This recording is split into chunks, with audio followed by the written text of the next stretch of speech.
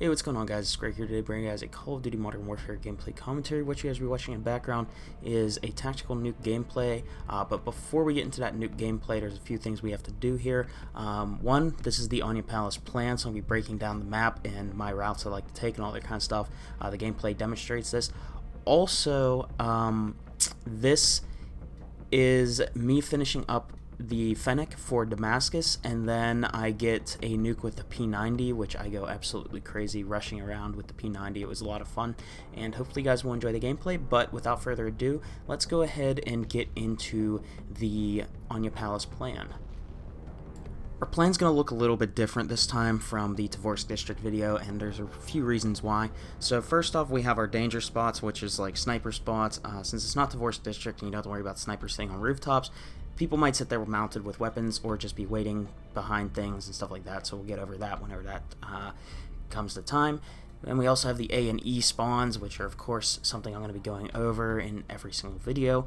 Those are the areas basically where enemies are going to be spawning at if they own that flag or the HQ.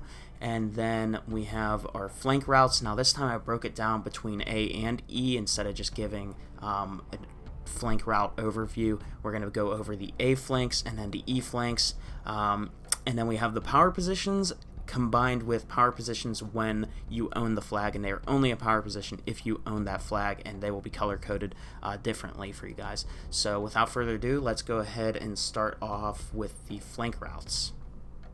Starting off, we have our A flank, which there are two good flanks you can run for A. Starting off will be the one that is going towards D, and this is basically just running through the riverbed.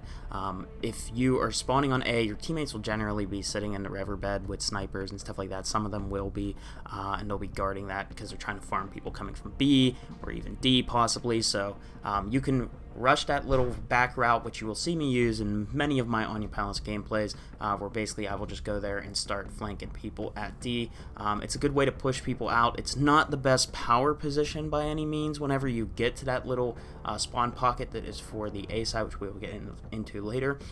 But it is a good place to flank, get a few kills, maybe push people back from D and cap the flag if that is what your goal is. Also, I just wanted to make sure you guys know that there is another flank route that is up towards E, and I only recommend you guys use this if you have stim shot or double time as your perk 1, and the reason why is it can get a little hairy because you have to run outside the map, and if you run out of time, you'll obviously die, so having those two can really help you run that flank, but it's not very practical unless you're trying to go for a very flashy flank last minute or something like that. Aniyah Palace is pretty one-sided whenever it comes to the A flank, so I would say that the only really practical E flank you have is to run down through the checkpoint and take people from surprise from A. I mean, sure, you could also take this into C if you guys want and try to regain map control, but honestly, running this route to A is really the only practical flank you're going to get off without running into too much resistance, so this map is pretty one-sided.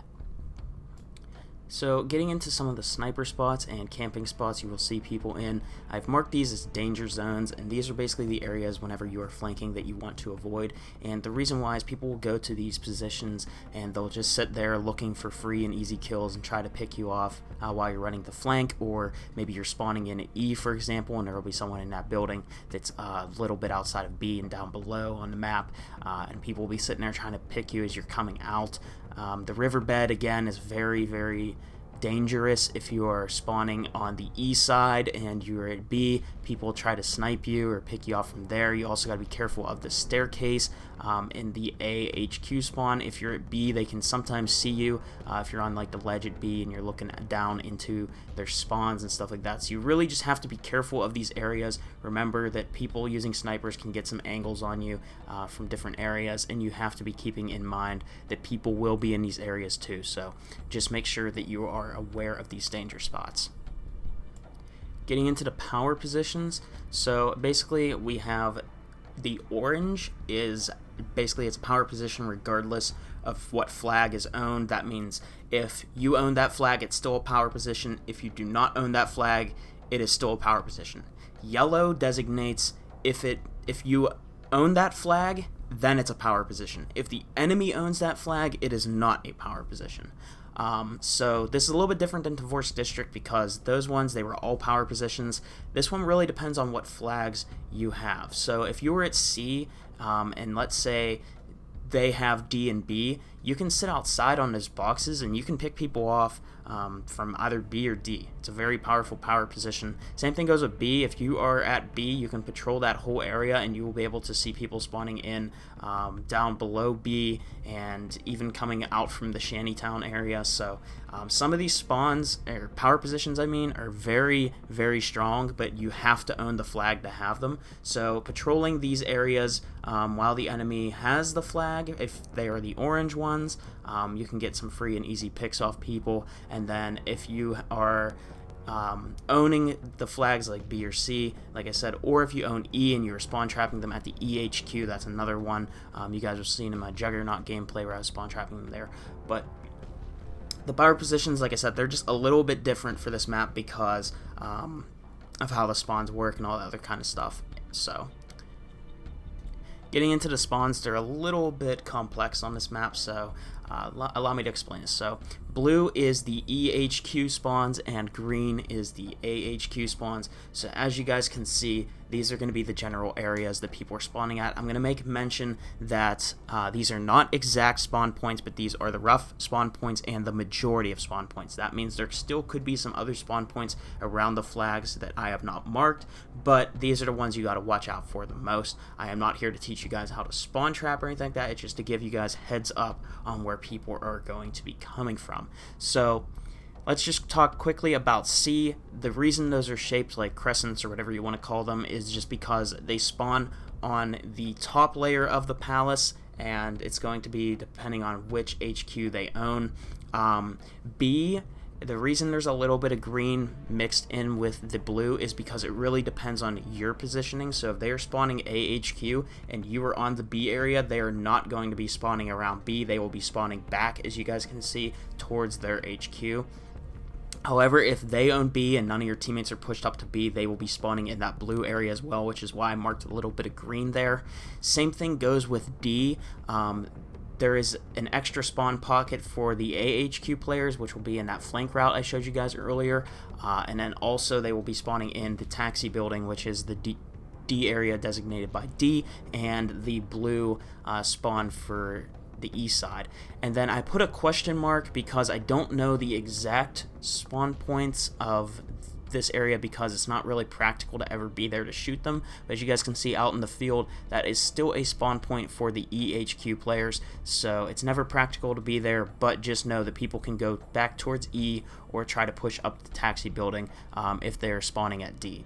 So those are the spawn points for this map, and basically E, if you have, I also want to make mention, E, if you have A, you'll be spawning back towards the palace a little bit more, and then if you're at E, you'll basically be spawning either the playground or just that little like back building and stuff like that. So those are the main spawn points for this map. So getting back into the gameplay side of things, as you guys can see, I'm just going to show you guys as I was running the D flank here, and this is why I was finishing up the last bits of my vector for getting Damascus on it. So I end up picking up a nice little gun streak here, end up going on a little tear, get my advanced UAV, and I end up doing pretty decent here. And then you guys will see once I got this thing Damascus, I really just wanted to move on to a more practical weapon for ground war, because the Fennec is not the most practical gun in ground war because it has very slow bullet velocity, and most of your gunfights in ground war are going to be longer range. And it's the same thing with the AMAX, because the AMAX has some pretty slow bullet velocity. However, if you have the Zodiac barrel on it, that will completely counter that slow bullet velocity, and it becomes a usable gun in ground war. However, the Fennec, there is just not really any attachment that truly gives it a good amount of bullet velocity to compete at range, and that's really just to balance out its crazy fire rate. And it's a very good gun still, but it really shines in 6 versus 6, 10 versus 10, stuff like that. So anyways, you guys will see I end up switching over to my P90 right here, and I will put the class setup on screen for you guys. so you guys can see what attachments I was using on my P90. You guys have already seen the perks and stuff like that as I switch to it, but I end up going on a nice little flank here down to Shantytown. I generally play Aniyah Palace a little bit more fearless. It's really a map that you really just have to feel for your enemies. There's 24 people on the other team, and I just like to rush on this map. I like to play aggressive. Sometimes you guys will see me sit on power positions depending on where they're going to be spawning, but right here we had them pinned towards A, so I knew I could play super aggressive. That's why I chose the P90, because my P90 class is more about aggression and just overall it has some good range to it, and you get a nice decent sized magazine.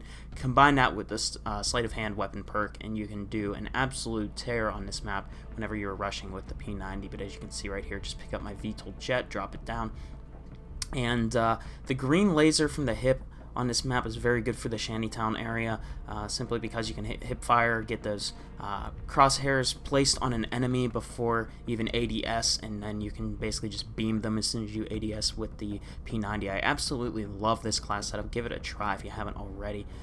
Anyways, using the advanced UAV now, I know where everyone's going to be for a little bit, and I feel like this nuke shouldn't have even really happened, because right here I missed so many shots and just felt like I was just not dealing a lot of damage right there, but my deagle shot was on point.